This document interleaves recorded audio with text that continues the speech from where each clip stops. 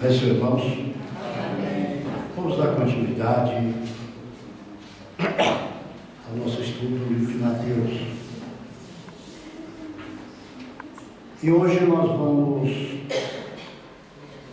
começar a examinar exatamente no capítulo 3 o aparecimento de João Batista. Porque a fugida para o Egito, a matança dos inocentes e a volta do Egito, de uma forma sucinta, nós já vimos a vez passada. É interessante, meus irmãos, que surge uma figura também interessantíssima nessa história, chamada João Batista. Mateus não se preocupa muito em falar acerca de João. Ele traz de uma forma sucinta uma apresentação que até assusta a gente, né? Ele chega no capítulo 3, no versículo 1, e diz assim: e naqueles dias apareceu João Batista pregando no deserto. Naqueles dias apareceu João Batista pregando no deserto. Quais seriam aqueles dias? Quem era realmente João Batista? Que deserto é este que é mencionado aqui? É interessante que esse deserto ele está localizado entre as montanhas da Judéia e o Mar Morto. A gente tem uma ideia de deserto,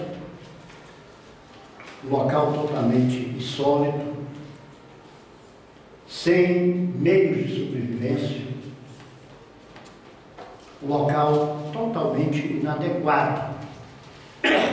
Só que esse deserto aqui, ele tinha mais ou menos cerca de 1.500 quilômetros. Esse deserto, ele possuía reservas naturais no meio dele, então havia sobrevivência. Quando se ouve falar que havia muitos animais no deserto, esses animais não habitavam simplesmente no deserto, eles andavam no deserto, mas eles habitavam nessas reservas naturais que havia no deserto. Esse deserto da Judéia, ele também era caracterizado por muitos monastérios, uma espécie de conventos, né? Aqueles prédios onde os religiosos ficavam ali, porque eles entendiam que, estando afastado das demais pessoas, eles podiam se purificar. E por isso que são chamados dos ascetas, né? Os ascetas são pessoas que se tinham por piedosas, pessoas religiosas, vários tipos de religião, pessoas religiosas, e eles habitavam a maioria desses monastérios, e não somente isso, mas eles tinham uma forma de vida bem diferente das demais pessoas. Também nesse deserto, ele era cortado de rios. Tem um historiador que diz que tinha rios que tinham cerca de 500 metros até de profundidade. Então tinham locais que nunca faltava água naquele deserto. Era muito importante, cheio de oásis, e um local muito bonito. Inclusive, até nos dias atuais, nessas peregrinações que fazem para a Terra Santa, para aqueles locais, existe um roteiro para aqueles desertos. Então ele servia de isolamento de muitos monges que eram eremitas, né? É nesse deserto que estão construídas algumas fortalezas também. Uma fortaleza que é muito falada na Bíblia, a fortaleza de Massada, né? Tá certo? Que é a mais conhecida na Bíblia, exatamente estava naquele deserto. Quando você ouve falar que o livro de Isaías foi encontrado, uma cópia original dele, em alguns buracos, foram encontrados pergaminhos no Mar Morto, nesse local, desse deserto da Judéia, exatamente, que foi encontrado. E o rio mais importante desse deserto para a história cristã é o Rio Jordão. Porque o Rio Jordão tornou-se importantíssimo na história do cristianismo, porque ali, não simplesmente porque João batizava, mas porque Jesus também foi batizado ali no Rio Jordão. Né? Ali também haviam várias comunidades de essênios. Existem muitas pessoas que querem dizer que João Batista pertencia a uma destas comunidades. E talvez alguém pergunte, mas pertencia ou não pertencia? João Batista possuía, na sua forma de viver, muita característica dos essênios. Mas os essênios, que era um grupo, uma seita, uma espécie de um grupo judaico, uma seita judaica, ele tinha uma diferença muito grande das outras seitas, porque a maioria dos essênios acreditava na reencarnação. E João Batista não acreditava em reencarnação, como Jesus também não acreditava em reencarnação. Então fica difícil de colocar João Batista neste patamar, juntamente com os essênios, né? Comunidades essênias. Agora, interessante, meus irmãos, não garanto a vocês se o dia é certo, mas a maioria dos historiadores, eles afirmam que João Batista nasceu no dia 25 de junho, tá certo? Talvez seja para fazer a conta dos 9 meses do nascimento de Jesus, né? Eu não sei se é por isso ou não é, mas eles fazem um cálculo e falam até que João Batista nasceu no dia 25 de março. E eles dão um ano aproximado, porque nós sabemos que há um erro no calendário romano lá, e a gente não tem ao certo se esse erro é para mais ou se é para menos. Mas houve um erro. E existe este fato exatamente. João Batista, a história do seu nascimento é uma história muito gloriosa. Veja bem, ele nasceu, 6 meses depois nasce Jesus, não? Eles têm uma diferença de 6 meses. Mas o plano de Deus no nascimento de João Batista, ele estava incluso no plano do nascimento de Jesus. Nós, às vezes, falamos João Batista e a gente não pensa algumas coisas acerca dele. Estava incluso no plano do nascimento de Jesus. Por que João deveria nascer antes de Jesus? Porque o ministério de João Batista começaria também algum tempo antes do ministério de Jesus. O nascimento de João Batista, vocês conhecem, o Evangelho de Mateus não fala acerca dele. Mateus só diz, apareceu João Batista, trazendo ele do nada, mas o evangelista Lucas, ele mostra de uma forma muito clara, no capítulo 1 do Evangelho de Lucas, a forma do nascimento de João Batista. João Batista nasceu assim como Isaac nasceu, porque a Bíblia diz que naquela época era o turno sacerdotal exercido por Zacarias e pai, e a Bíblia diz que a sua mãe, Isabel, ela orava a Deus pedindo um filho, e já estava velha. Está aqui no versículo 5, olha, existia no tempo de Herodes, rei da Judéia, um sacerdote chamado Zacarias, da ordem de Abias, cuja mulher era das filhas de Arão, e o seu nome era Isabel. Esse aqui, filha de Arão, tem 2 correntes que explicam esse fato. Nos dizem que filha de Arão era espécie de uma sociedade de mulheres religiosas que havia naquela época. E os outros dizem que trata-se exatamente da descendência de Isabel. Para mim não importa qual das duas esteja com a razão, né? Mas é só um fato para que vocês tenham uma forma do conhecimento disso. Então o texto diz que eles eram justos perante Deus, andando sem repreensão em todos os mandamentos e preceitos do Senhor. Veja como Deus escolhe dentro de famílias que se dedicam a Ele, Ele escolhe pessoas para um ministério especial. Se formos analisar, nós vamos ver em toda a Bíblia muitos casos da mesma maneira. E a Bíblia diz que ela era estéril e ambos avançados em idade. Zacarias já velho e Isabel velha. Isabel, a Bíblia nos diz, vai nos dizer que ela vivia orando. Onde é que diz isso, pastor?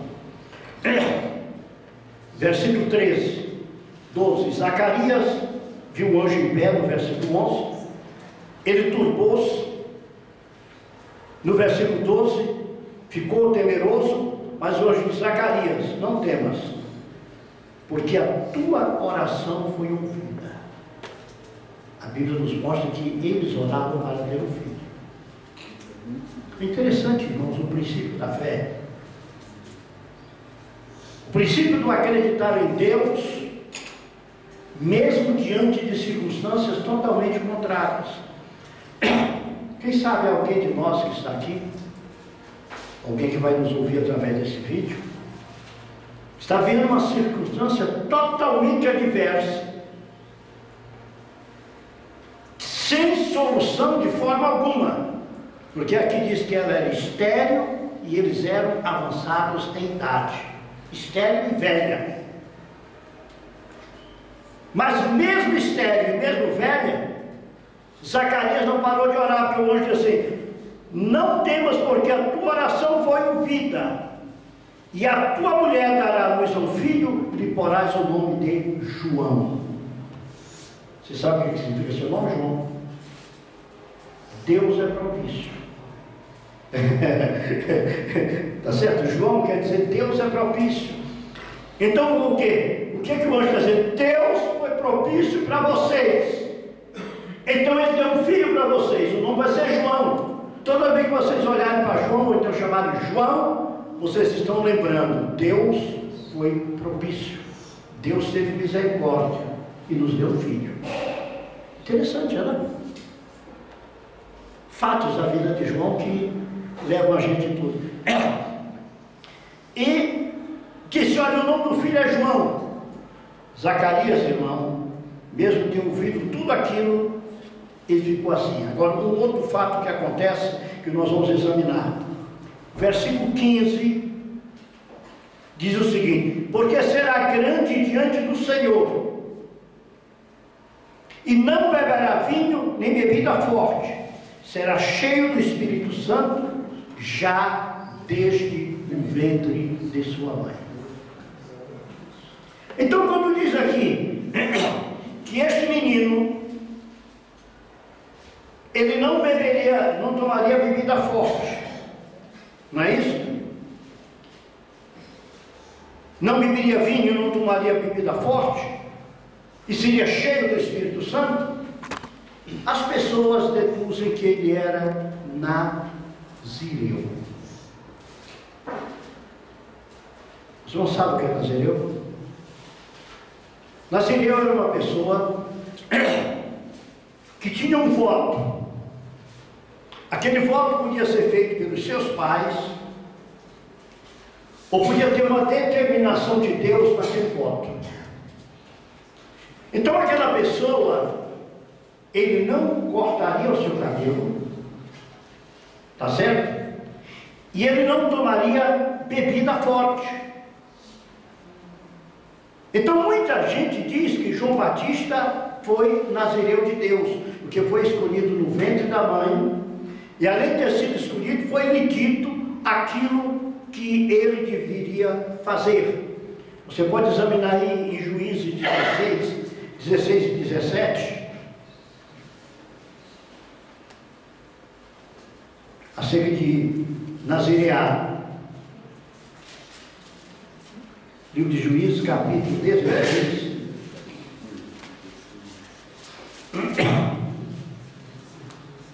Versículo 17. E descobriu-lhe todo o seu coração, isto é, Sansão, e disse: nunca subiu navalha a minha cabeça, porque sou nazireu de Deus desde o ventre da minha mãe. Se viesse ser rapado, isso seria a minha força, me enfraqueceria e seria como todos os demais.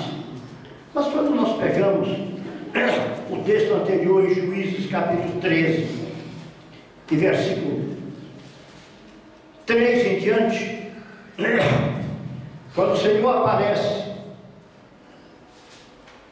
a mãe de Sansão, está certo?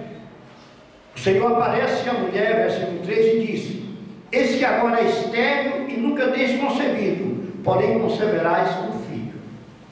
Você vê que é um caso especial. Agora, pois, para a mãe do nazireu, guarda-te de que bebas vinho ou bebida forte, ou comas coisa imunda. Versículo 5: porque eis que tu conceberás, terás um filho sobre cuja cabeça não passará navalha.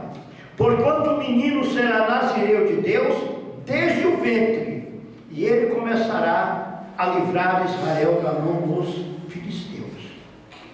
O menino será nazireu de Deus desde o ventre. Aqui é um caso de um nazireu escolhido desde o ventre. Vamos para 2 Samuel, capítulo 1.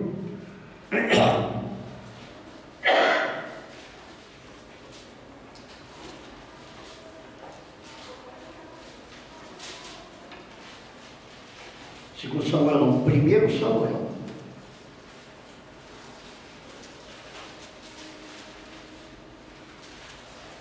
Capítulo 1, versículo 11 em diante. Aqui, quem faz o voto é a sua mãe. Quando Ana clama, pede a Deus um filho, ela fez um voto ao Senhor, versículo 11. E votou um voto dizendo: Senhor dos exércitos, se benignamente atenderes para a aflição da tua serva, e de mim te lembrares, e de tua serva te não esqueceres, mas a tua serva deres um filho varão. Interessante. Outra mulher estéril. Casos especiais. Ao Senhor darei por todos os dias da sua vida, e sobre a sua cabeça não passará navalha. Então havia um grupo de pessoas que a Bíblia conta que tinham um voto especial. Alguns, o voto foi determinado por Deus, está certo? E outros, era um voto feito pelos pais, eles entregavam o filho desde o ventre. O caso de Ana. Então esses são os chamados nazireus de Deus. Tudo bem? Mas voltemos para Lucas, na história ainda do menino, né?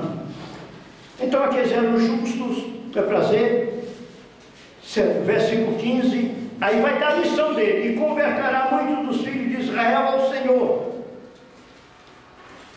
Quando João Batista aparece pregando,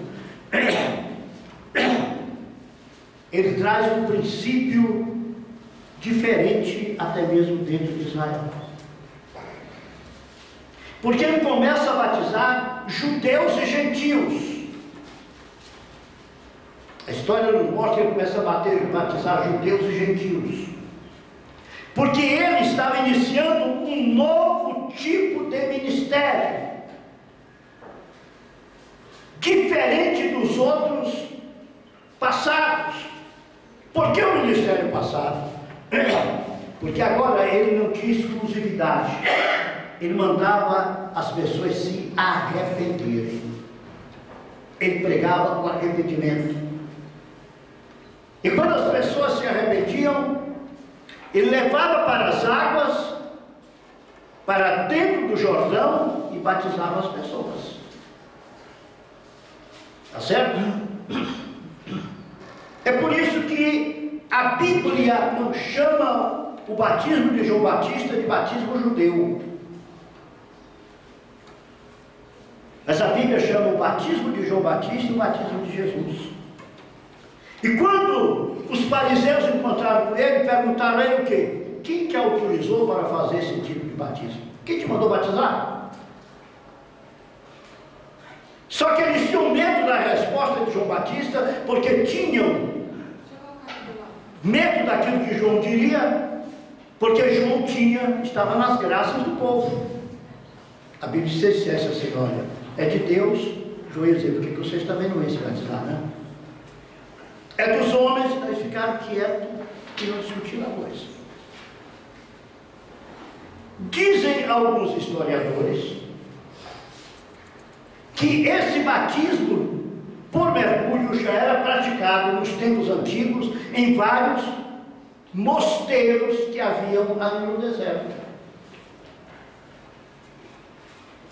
Então João Batista trouxe uma cópia disto, provavelmente Deus o iluminou.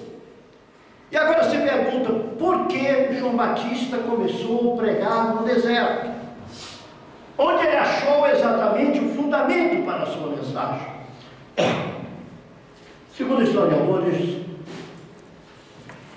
nós sabemos pela Bíblia que o pai e a mãe de João Batista eram de idades avançadas.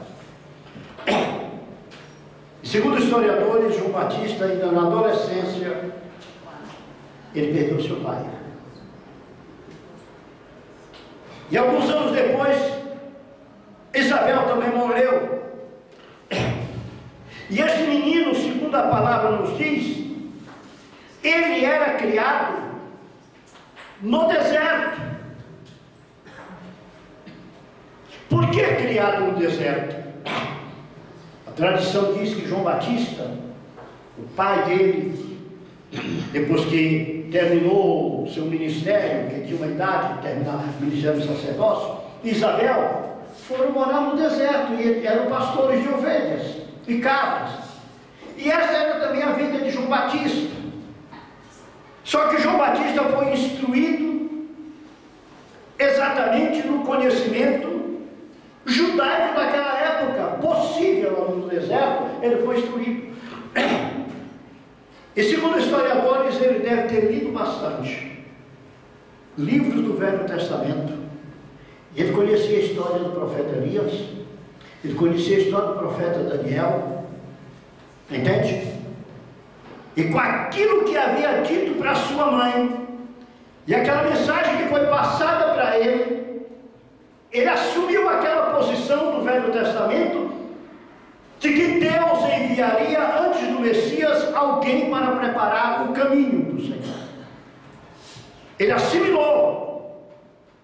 E quando ele assimilou, isso é na intrepidez da palavra.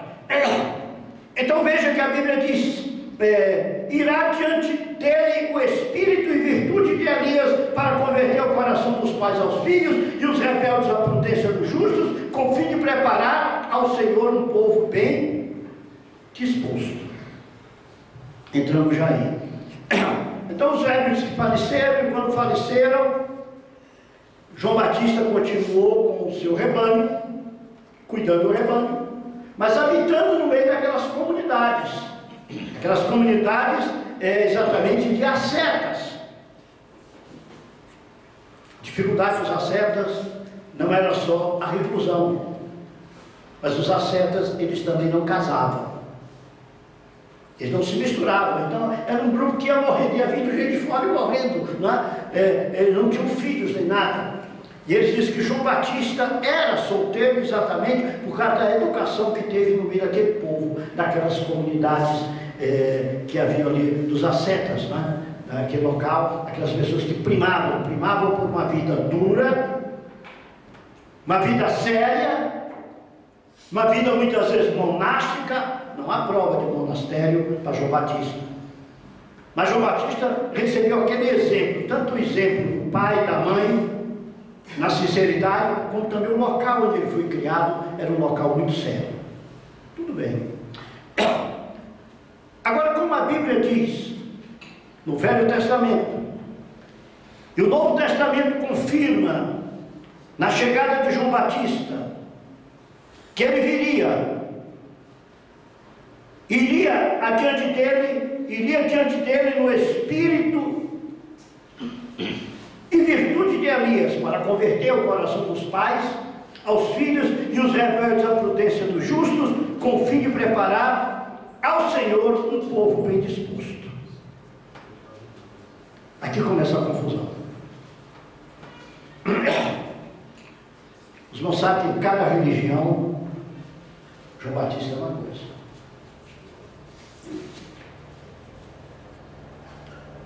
Há um desvirtuamento acerca de João Batista, muito grande, mas a maior de todas as funções diabólicas manifestadas acerca de João Batista é a crendice da reencarnação. Então hoje eu queria que ficasse bem claro esse fator da reencarnação, o fato de João Batista, para não haver mais dúvida nenhuma entre nós e entre aqueles que estão nos ouvindo. Primeiro, diz os espíritas que João Batista é uma reencarnação de Elias. E a última reencarnação de João Batista foi Allan Kardec. Está certo? Mas nós vamos mostrar biblicamente que João Batista nunca reencarnou. Em primeiro lugar, o Evangelho de João, capítulo 1, versículo 21. Muito interessante que os irmãos anotem, porque o que eu vou mostrar para vocês hoje, capítulo 21, 1 João, capítulo 1, versículo 19. Evangelho de João. Evangelho de João, capítulo 1, versículo 19. E este é o testemunho de João, quando os judeus mandaram de Jerusalém sacerdotes e levitas para que lhe perguntassem: quem és tu? Versículo 20. E confessou e não negou. Confessou: eu não sou o Cristo. Eu não sou o Cristo. E perguntaram: então o que? És tu Elias? Versículo 21 ele responde: não sou. Olha, gente, se João era um espírito iluminado que havia reencarnado, ele teria certeza que ele era antes. Na mentira do espiritismo, na incorporação de demônios, quando pergunta-se a aquela pessoa: quem se manifesta em você? É o doutor fulano, não sei o quê, não sei o quê. Ou então diz assim: este aqui é a reencarnação de fulano. E aquela pessoa dizia: eu sou a reencarnação de fulano. Mas a Bíblia diz aqui que João Batista respondeu: não sou. És tu profeta? Ele respondeu: não. E aqui começa uma outra polêmica. Eu vou voltar àquele setor. Existem muitos teólogos, muitos exegetas, que dizem que João Batista não era profeta. Ele era precursor de Cristo. Ele era o elemento que ia à frente para fazer a proclamação do reino dos céus e a proclamação para a manifestação de Cristo. Existe uma corrente muito forte que defende isso. Que Jesus, que João Batista não era profeta. Ele era o precursor. Mas a Bíblia mostra um pouquinho diferente, né? A Bíblia diz: a lei e os profetas duraram até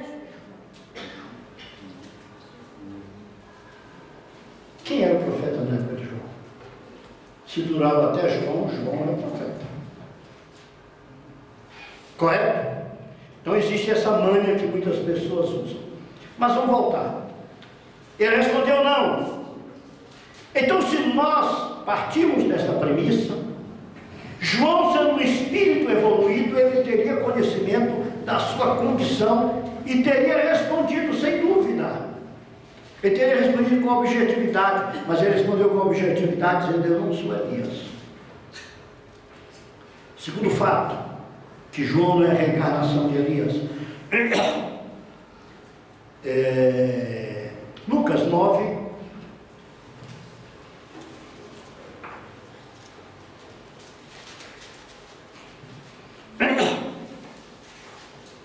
O povo naquela época, mesmo depois da morte de João Batista, não acreditava que João Batista tinha reencarnado. Lucas 9, versículo 7. Jesus fez muitas curas, e o tetrarca Herodes, ouvindo tudo o que se passava, e estava em dúvida, porque alguns diziam que João Batista ressuscitara dos mortos. Quem dizia que Jesus era João Batista na época, não dizia que era a reencarnação, dizia: João Batista ressuscitou dos mortos. E outros que Elias tinha aparecido. E outros que um profeta dos antigos havia ressuscitado. Herodes parou e disse: a João mandei degolar. Quem é, pois, este que ouço dizer tais coisas? E procurava ver Jesus. Tá certo? Vamos para outro ponto. O episódio da transfiguração. Não, antes. O episódio da transfiguração. A Bíblia diz que no Monte da Transfiguração apareceu Elias, Moisés e Jesus. Se tivesse havido uma reencarnação, quem teria que aparecer no monte não era Elias, era João Batista. Porque segundo a doutrina espírita, é o último reencarnado. Então, quem teria que aparecer no monte, se houvesse reencarnação, não era Elias, era João Batista. Teria aparecido Jesus, Moisés e João Batista. Mas por que apareceu Elias? Porque Elias não havia morrido. Elias, eu não sei qual o plano, mas eu acredito que Elias, assim como a igreja, transformada no dia da ressurreição dos mortos, no dia da vida de Cristo, eu acredito que aconteceu a mesma coisa com Elias.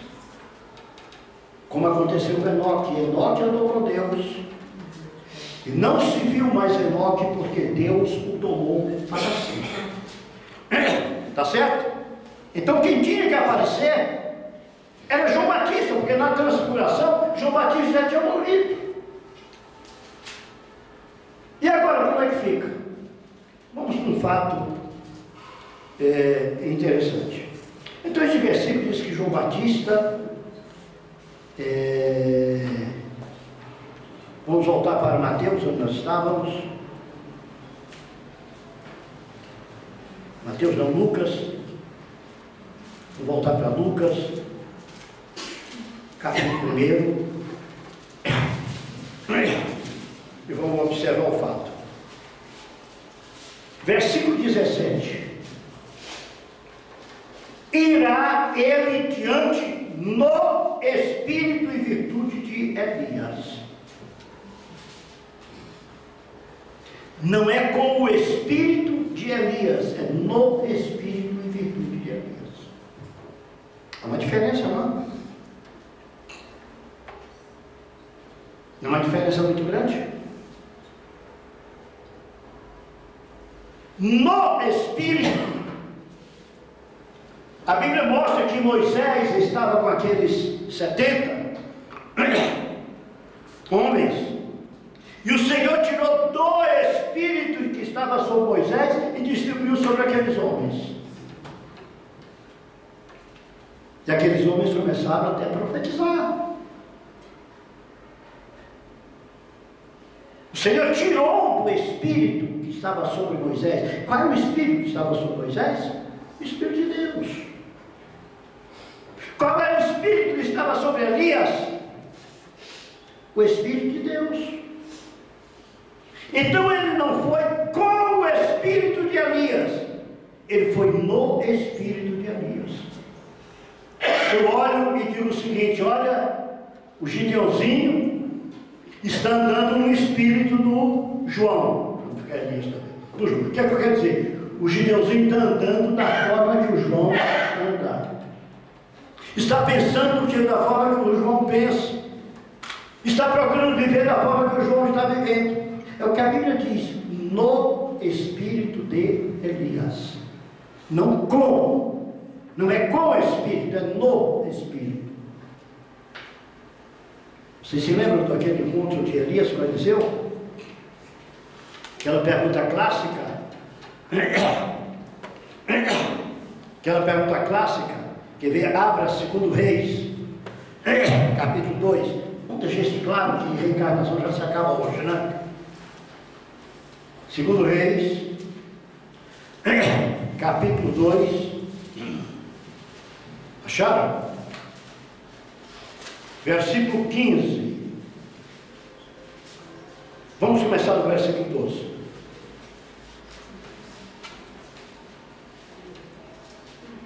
O texto mostra quando Elias subiu ao céu em um redemoinho. Elias não subiu ao céu numa carro de fogo, como muita gente fala. A Bíblia diz que o carro de fogo separou Elias de Eliseu. E Elias subiu no redemoinho. Versículo 12. E quando vendo Eliseu, clamou: meu pai, carros de Israel e seus cavaleiros. E nunca mais o viu. E travado dos seus vestidos, rasgou em 2 partes. Também levou a capa de Elias, que ele caiu e voltou-se e parou à porta do Jordão. E tomou a capa de Elias, que ele caiu e feriu as águas, e disse: onde está o Senhor Deus de Elias? Então feriu as águas e se dividiram elas, uma para a banda e outra para a outra, e Eliseu passou. Vendo, pois, os filhos dos profetas que estavam defronte de Jericó, disseram que o espírito de Elias repousa sobre Eliseu. Elias estava morto ou estava vivo? Estava vivo. O espírito de Elias repousa sobre, não está dentro, repousa sobre Eliseu. Então aqui você tem um caso de 2 homens vivos e o espírito de um repousando sobre o outro.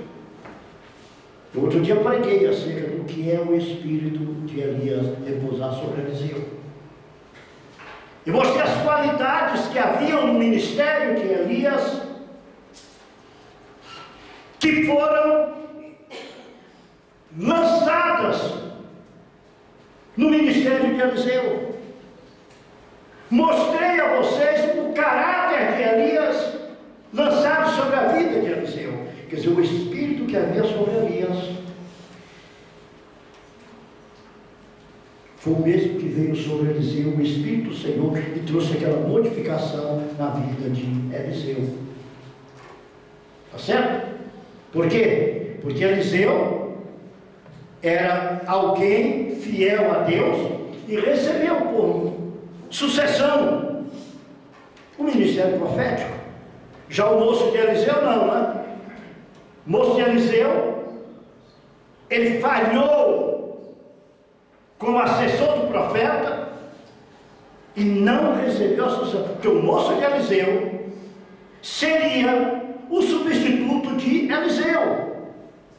Mas ele fez o que? Geazi, né? Ele fez o que? Quando Eliseu cura aquele homem, e o homem lhe oferece riqueza como pagamento, ele diz: eu não quero nada.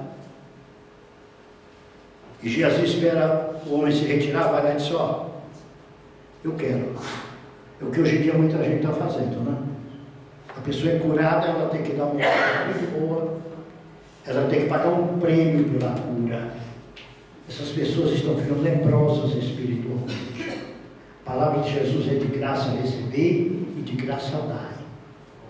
Se você orar para uma pessoa, a pessoa ficou boa, ela quiser lhe entregar algum dinheiro, não receba. Depois, se passar muito tempo, quiser trazer para a igreja, tudo bem. Mas se orar pela minha amada irmã, ela ficou boa, olha, pastor, uma gratidão aqui para o senhor, não, irmão, guarda a tua gratidão para lá. As coisas de Deus não são trocadas por dinheiro. Não se faz nada por conveniência para receber outra coisa. Porque o prêmio é a lepra. Pode não ser a lepra na carne, mas a lepra no espírito. Jesus ensinou da mesma forma: de graça recebeste, de graça dai. Tem muitos pregadores que são leprosos. Eles podem possuir uma grande riqueza, mas eles são leprosos porque estão recebendo pagamento pelas dádivas espirituais. Mas pastor, essa pessoa continua orando e as pessoas são curadas. Esse homem continua expulsando demônio, até morto está ressuscitando. E daí? A Bíblia diz que os dons de Deus e a vocação de Deus é dada sem arrependimento. A pessoa recebe a unção, ele dá suas bobeadas, mas a unção está sobre ele. Saul estava caído, e mesmo caído, Davi chorou porque cortou um pedacinho da orla do vestido dele. E disse: quem sou eu para levantar a mão? Então o ministério é uma coisa importantíssima, não só para mim, mas para todos nós. Cada um de nós deve pensar: você orou por alguém que vem, a pessoa foi curada, diz: agora eu vou te dar uma casa, vou te dar um carro. Não quero teu dinheiro. Que aquela pessoa está te dando como gratidão de um pagamento daquilo. Está certo? Toda vez que você entrar naquela casa ou então pegar aquele carro, você vai pensar: isso aqui foi pagamento de uma cura. É verdade ou não é? Então as coisas de Deus são de graça. Se alguém chegar hoje aqui: olha, pastor, eu quero te dar isto aqui para a igreja, eu falo: está tudo bem. Que tem pessoas que já doaram terrenos para a igreja. Levamos vários anos sem transferir, porque sabíamos que aquilo tinha sido de coração. Depois a pessoa veio atrás: eu quero de volta. Não foi um só não. Teve até pastor que fez isso aqui. Só que eu fiz um documento de devolução, não? Que a pessoa se arrependeu e toma de volta. Teve gente aqui que já deixou promissórias e promissórias altas. Depois de vários tempos chegou com a família: olha, nós estamos arrependidos. Não, ninguém cobrou nada não, está aqui, ó. Deixou para a igreja como oferta, mas está aqui. Não tomar nada de ninguém, Juraci. E a pessoa que doar alguma coisa para a igreja tem que ser uma coisa de todo o coração. Se você chegar hoje e me disser o seguinte: olha, a minha casa, eu estou trazendo de oferta para a igreja, eu falo assim para você: vá, volte e pense bastante. Senta com a tua família, conversa, discute isso. Sabe por quê, irmãos? Para a obra de Deus crescer, não precisa ninguém ficar na miséria. Não precisa ninguém ficar com descoberto, sem casa, sem um carro, andando a pé, não sei o que, para a obra de Deus crescer. Deus é o dono do ouro e da prata. Ele supre todas as coisas. Essa igreja está há muitos anos lutando, ajudando congregações, ajudando igrejas, ajudando pastores, e nunca tomou nada de ninguém em lugar nenhum. É desafio. E eu sei que se o Senhor me levar hoje, aqueles que ficaram à frente continuarão o trabalho do mesmo jeito, com a mesma sinceridade, com a mesma realidade espiritual. Então Geazi não conseguiu ser profeta. Pelo certo ele seria profeta. Quem foi que substituiu Moisés? Aquele que carregava a pasta de Moisés. Andava para cima e para baixo com Moisés. Moisés subiu no monte, ele até subia também. O Senhor disse: pega, põe uma mão sobre ele agora. Ele é que vai te substituir. Não houve barganha, não houve nada disso. Voltemos aqui. Então, esse texto de 2 Reis 2:15 diz: o espírito de Elias repousa sobre Eliseu, e vieram-lhe ao encontro e se prostraram diante dele em terra. O texto diz: o espírito de Elias repousa sobre Eliseu. Elias estava vivo e Eliseu estava vivo, eram adultos os dois. Elias teve o mesmo ímpeto no deserto. Os kardecistas, os reencarnacionistas, eles são muito claros. Nascer, morrer, renascer e progredir, sempre está debaixo da lei. Logo é preciso morrer para renascer.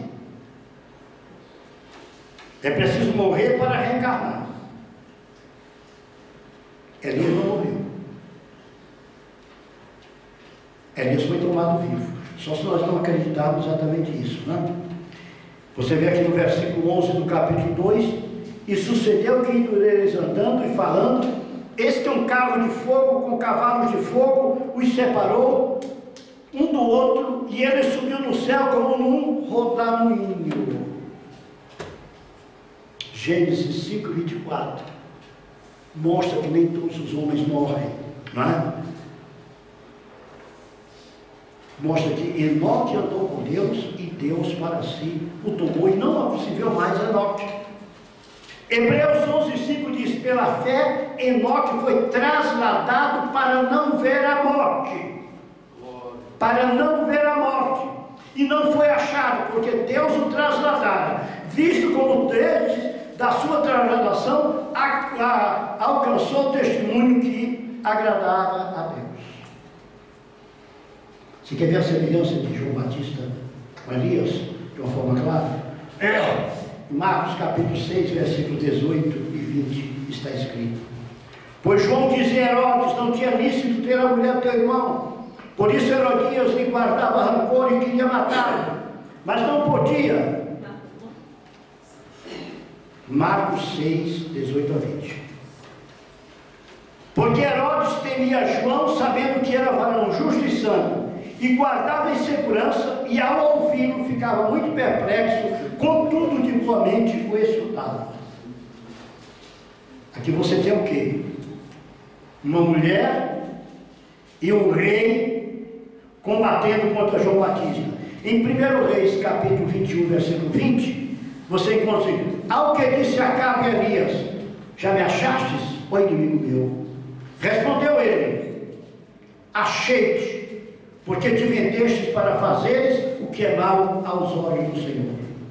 Ora, Acabe fez saber a Jezabel tudo quanto Elias havia feito. E como mataram, agora já estou lendo outro texto, estou lendo 1 Reis 19, 1 a 3.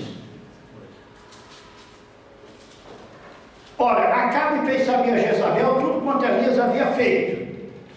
E como matar a espada a todos os profetas. Então Jezabel mandou um mensageiro a Elias dizer: assim me façam os deuses e outro tanto, se até amanhã estas horas eu não fizer a tua vida como um deles. Quando ele viu isto, levantou-se e, para escapar com vida, foi chegando-se a Berseba, que pertence a Judá, deixou ali o seu moço. Você abre Mateus capítulo 14, versículo 3 a 5, a Bíblia diz o seguinte: pois Herodes havia prendido João e maniatado no cárcere, e guardava-o por causa de Herodias, mulher de seu irmão Filipe, porque João lhe dizia: não tinha lícito possuí-la, e queria matá-lo, mas temia o povo, porque o tinham como profeta. Semelhança entre os dois, um rei e uma mulher, querendo destruir a vida, um rei e uma mulher. Outra semelhança, Mateus 3 e 4. Ora, João Batista usava uma veste de pelos de cabelo e um cinto de couro em torno dos seus lombos, e alimentava-se de gafanhotos e mel silvestre. Tá certo? Capa de pelos. Era muito usada pelos pastores do campo e também por aquele grupo de monastérios que moravam no deserto da Judéia. 1 Reis 19. Elias também usava uma capa. Partiu, pois, Elias dali e achou Eliseu, filho de Safate, que andava lavrando com 12 jutas depois, adiante dele, estando com ele com a 12ª. Chegando-se Elias a Eliseu, lançou a sua capa sobre ele. Semelhante. Lucas 3 e 7, a intrepidez de João Batista. João, pois, dizia às multidões que saíam para ser batizados por ele: raça de víboras, quem vos ensina a fugir da ira vindoura? 1 Reis, capítulo 18, versículo 27, também mostra a intrepidez de Elias. Você vê a semelhança, o mesmo espírito. Sucedeu que, ao meio-dia, Elias zombava deles, dizendo: clamai altas vozes, porque ele é um Deus, pode ser que esteja falando, ou tenha alguma coisa de fazer, ou que intente alguma viagem, talvez ele esteja dormindo e necessitem que o acorde. Elias desafiava os profetas de Baal. João Batista, segundo a Bíblia, Lucas 16 e 16, ele é o último profeta. Por isso que eu disse que eu não concordo com aquela primeira tese. A lei e os profetas vigoraram até João. Vigoraram até João. Desde então é anunciado o Evangelho do Reino de Deus, e todo homem forceja por entrar. Então Elias simboliza o grande profeta que anunciava Jesus Cristo. Elias simboliza todos os demais profetas do Velho Testamento. Voltemos agora para Mateus capítulo 3. E vamos ver se entendemos agora João Batista. Aqueles dias apareceu João Batista pregando no deserto da Judéia. O deserto da Judéia era o templo de João Batista. Era o seu local. Era o local mais conhecido dele. Ficava a pouca distância de Jerusalém. Olha a mensagem: arrependei-vos, porque é chegado o reino dos céus. O que é que disse lá em Lucas? Que ele prepararia o caminho para o Senhor.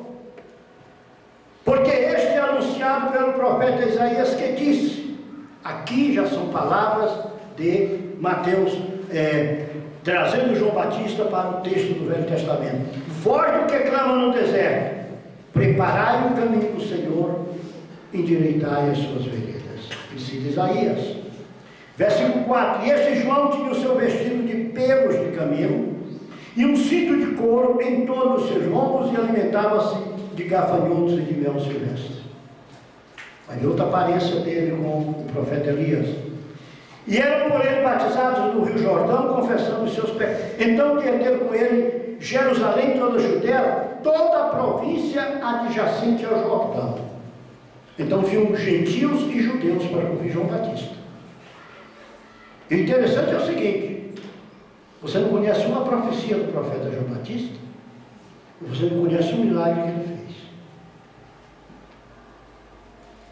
Eu não estou dizendo que ele fez, que ele não fez. Estou dizendo que a Bíblia não narra um milagre de João Batista. Mas o que acontecia com ele? Então ia ter com ele Jerusalém e toda a Judéia e toda a província adjacente ao Jordão.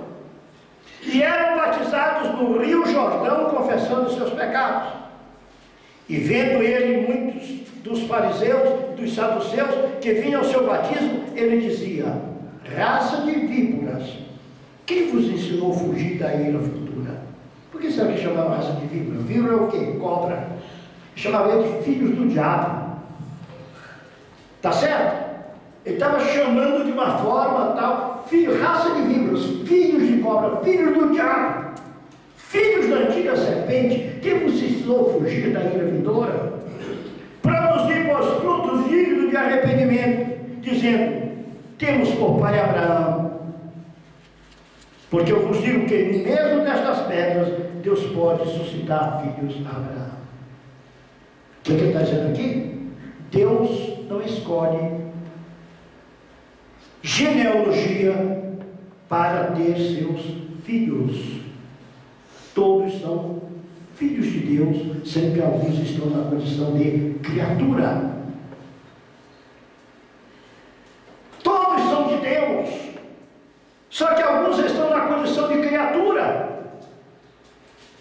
É por isso que o Evangelho é pregado, para que essas criaturas reconheçam a sua filiação e adquiram o suporte espiritual legal desta filiação através de Jesus Cristo. Quantas vezes você vê essa palavra, raça de víboras? E você pensou o quê? Quando ele estava já atrás, que eu peguei raça de víboras, eu falei, opa, está chamando de filho do diabo. Raça não é descendência? Eles não podiam ser descendência de cobra, a velha serpente, o diabo, filhos do diabo. E também agora está posto o machado à raiz das árvores. Toda árvore que não dá bom fruto é cortada e lançada no fogo. Vocês dizem que tem raiz, mas a raiz de vocês não presta porque vocês não dão fruto. Vocês vão ser cortados, vocês vão jogar fora. Em verdade, vos batizo com água para o arrependimento, mas aquele que vem após mim é mais poderoso do que eu, cuja barca não diz ele vos batizará com o Espírito Santo e com fogo. Quem ensinou isso para João? João devia ter conhecimento do profeta Joel. João não era tolo não, senhor. João não era tolo não, senhor.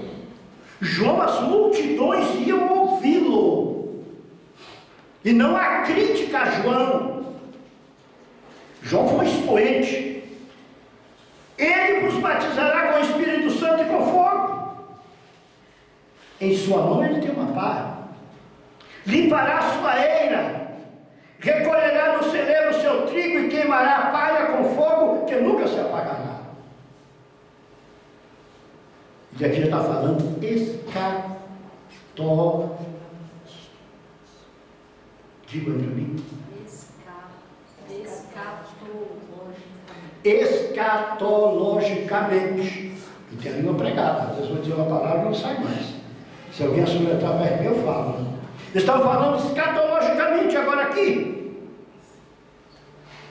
Nós vamos ver mais a importância de João Batista exatamente adiante.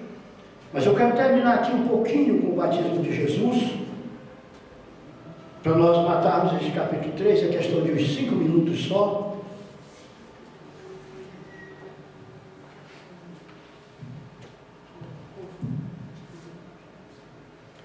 Então vamos deixar o batismo de Jesus para outra oportunidade. Batismo? A gente está falando assim, gafanhoto e mel silvestre. Olha, irmão. Alguns dizem que era gafanhoto mesmo. Mas tem uma planta naquela região que é chamada de gafanhoto. O seu fruto é ser uma espécie de uma bage.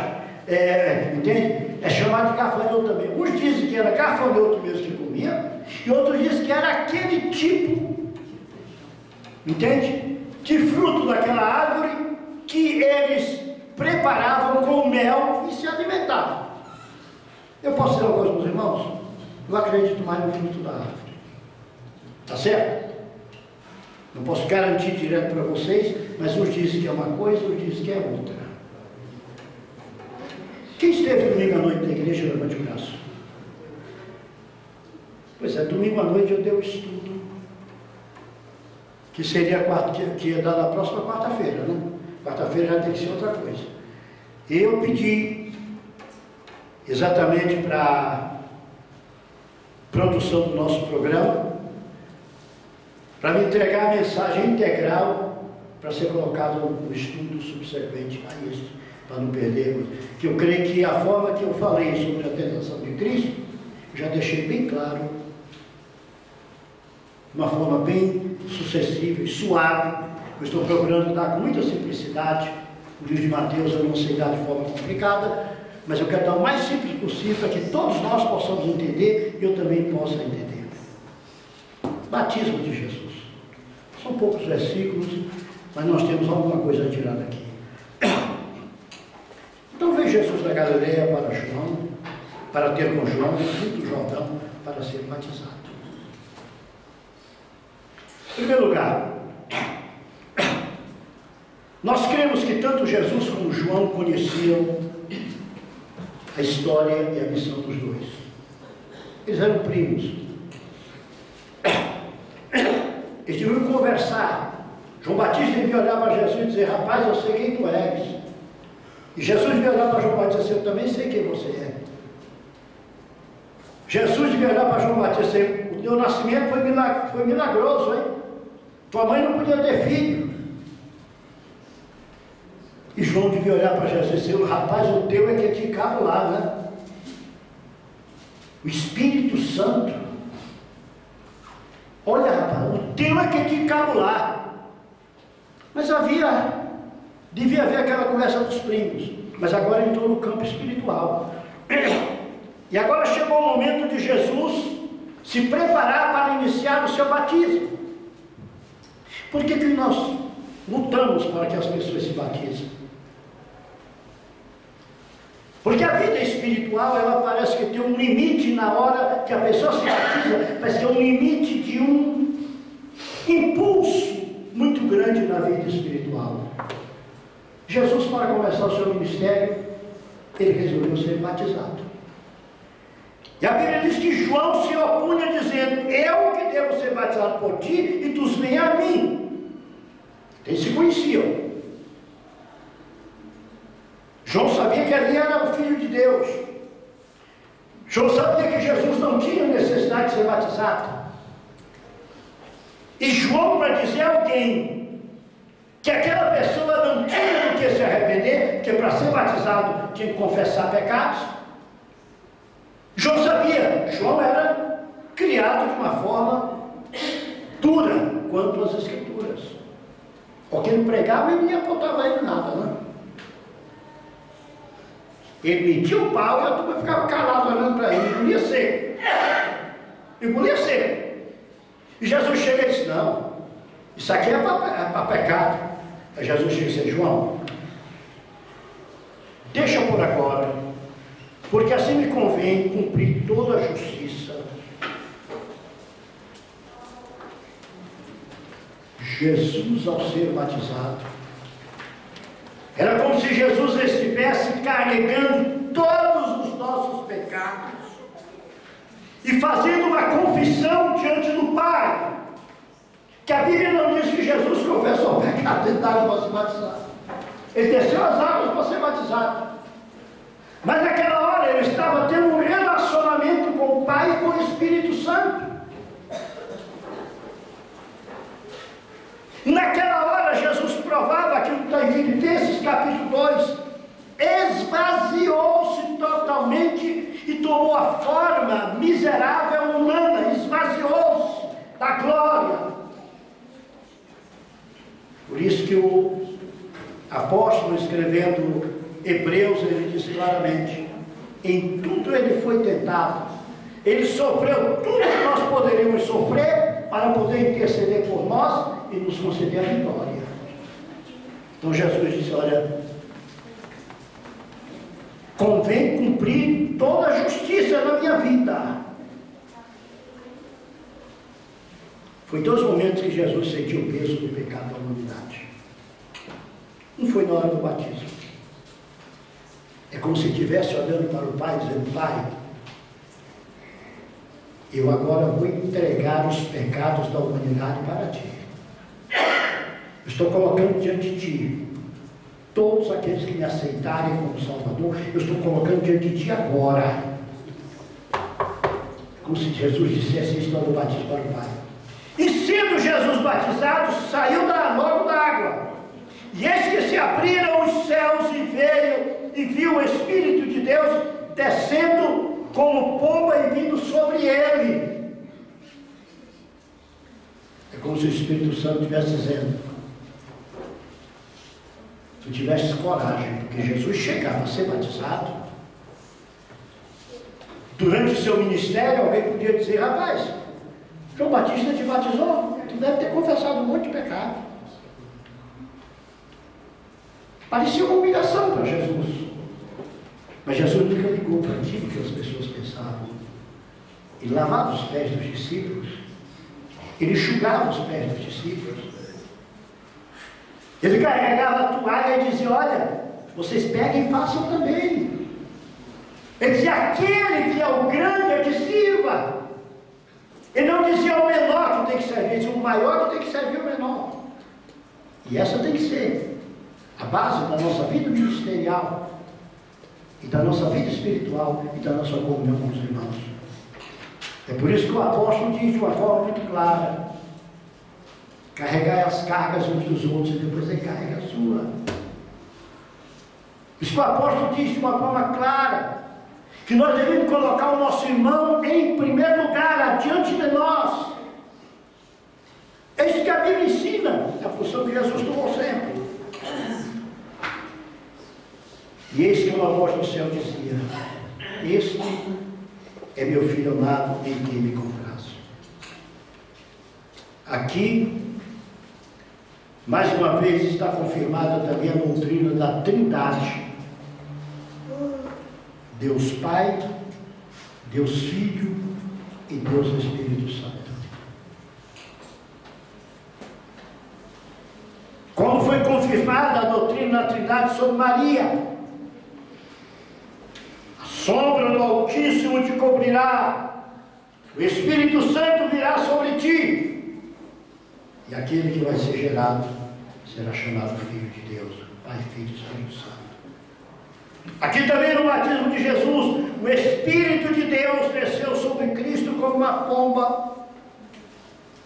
O que é o Espírito de Deus? O Espírito Santo. E uma voz do céu: este é o meu filho amado, em quem me comprazo. E Deus falando. Deus falando, o Espírito Santo e Jesus nas águas. Pai, Filho e Espírito Santo. Está certo? Capítulo 4, até o versículo 11, foi ministrado domingo. Começaremos no versículo 12 do capítulo 4, a próxima ministração. E vai ser colocado em sequência, o pastor Elias vai colocar esta de hoje, e depois entra a outra. Tá certo? Depois entra a outra, que essa do capítulo 4 começado, para depois entrarmos com a outra também. Amém? Amém. Deus abençoe a todos em nome de Jesus. Até a próxima.